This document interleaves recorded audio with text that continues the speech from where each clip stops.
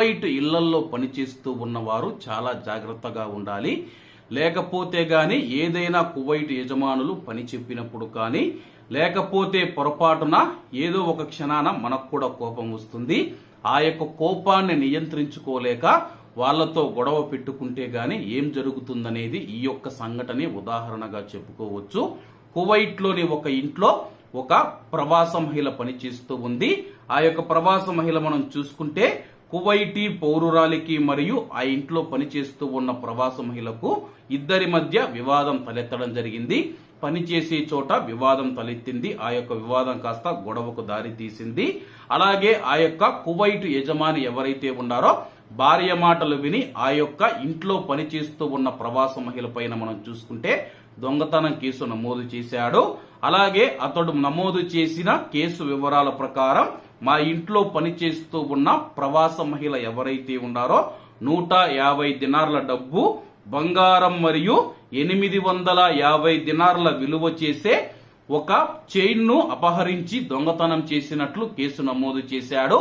అలాగే ఈ యొక్క దొంగతనాన్ని మనం చూసుకుంటే ఆ యొక్క గృహ కార్మికురాలు ఖండించడం జరిగింది.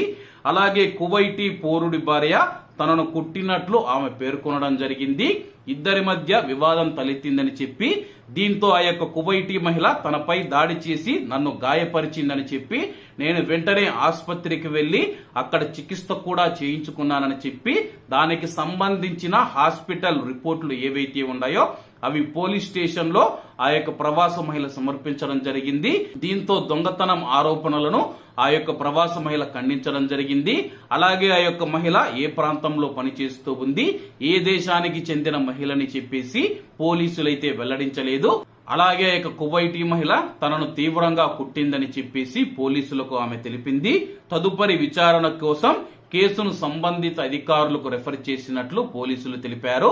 కాబట్టి కువైట్ ఇళ్లలో పనిచేస్తూ ఉన్న ప్రవాస మహిళలు కానీ మన భారతీయులు కానీ పురుషులు కానీ మహిళలు కానీ ఎవరైతే ఉన్నారో దయచేసి కువైట్ యజమానులతో గొడవ పెట్టుకోవద్దనన్నా. వాళ్ళు ఎంత అరిచినా సరే ఏమైనా చేసినా సరే వాళ్ళతో గొడవలు పడకుండా మీకు ఏదైనా ఇబ్బంది కలిగితే మీ యొక్క బ్యాగు సర్దుకొని ఇండియన్ ఎంబసీకి వచ్చేసి ఇండియన్ ఎంబసీలో ఫిర్యాదు చేయండి. తర్వాత జరిగేదంతా ఇండియన్ ఎంబసీ చూసుకుంటాది. దయచేసి వారితో గొడవలు పడి ఇలా దొంగతనం కేసులు అలాగే ఇతరత్ర కేసులు అయితే మన మీద పెడుతూ ఉంటారు. కాబట్టి అందరూ జాగ్రత్త.